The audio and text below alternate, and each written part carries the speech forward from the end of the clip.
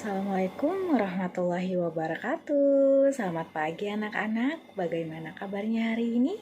Sehat semuanya? Baik, Ibu harapkan semoga kalian semua dalam keadaan sehat walafiat ya anak-anak, dan selalu semangat dalam mengikuti pembelajaran di dalam kelas Ibu. Nah, sekarang sebelum pembelajaran Ibu mulai, alangkah baiknya kita berdoa bersama-sama terlebih dahulu ya. Silakan untuk ketua kelas dipimpin. Amin. Kita sudah berdoa. Oke anak-anak, senang sekali Ibu bisa berjumpa kembali dengan kalian di pertemuan kedua ini. Minggu lalu kita sudah membahas tentang kerjasama ekonomi internasional. Apakah di antara kalian ada yang merasa kesulitan? Silakan ditanyakan. Tidak ada? Oke, Ibu anggap kalian sudah paham semua ya dengan materi yang sudah Ibu sampaikan di minggu lalu. Di hari ini Ibu akan membahas tentang pengaruh, motif, dan prinsip ekonomi terhadap tindakan ekonomi. Bagaimana sih konsep motif dan prinsip ekonomi serta pengaruhnya terhadap tindakan ekonomi? Berbelanja di supermarket atau pasar modern pastinya berbeda ya dengan berbelanja di pasar tradisional. Salah satu perbedaannya adanya tindakan tawar-menawar di pasar tradisional. Nah, jika kamu ikut ke pasar bersama orang tua kamu, pasti tidak heran kan? Kalian pasti melihat tawar-menawar antara penjual dan pembeli.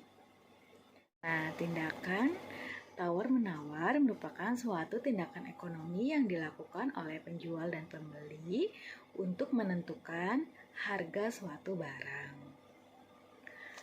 Tindakan ekonomi dipengaruhi oleh beberapa motif dorongan, yaitu motif ekonomi dan motif non-ekonomi.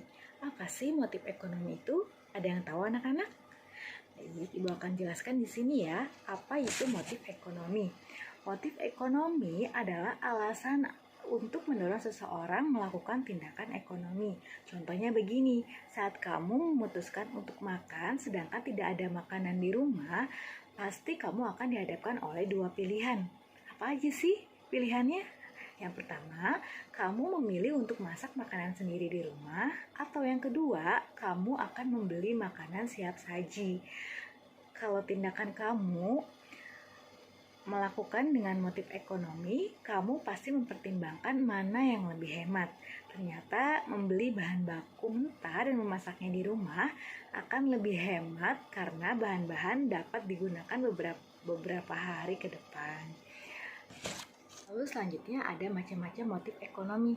Apakah di sini ada yang tahu apa aja itu macam-macam motif ekonomi? Baik, yang pertama yaitu motif untuk memenuhi kebutuhan. Ada yang tahu contohnya apa anak-anak? Ya, betul. Contohnya adalah seperti ayah atau ibu kamu bekerja agar kebutuhan di rumah terpenuhi. Lalu yang kedua, motif untuk memperoleh keuntungan. Contohnya, seorang pedagang berharap barang dagangannya laku dan mendapat keuntungan. Lalu yang ketiga, motif untuk dapat berbuat sosial. Lalu motif non-ekonomi. Motif non-ekonomi adalah alasan yang mendorong seseorang untuk melakukan tindakan yang bukan bertujuan untuk memenuhi kebutuhan hidup. Contohnya seperti ini anak-anak. Seseorang yang membeli mobil baru, padahal mobil lamanya masih bisa digunakan. Itu adalah termasuk ke dalam motif non-ekonomi.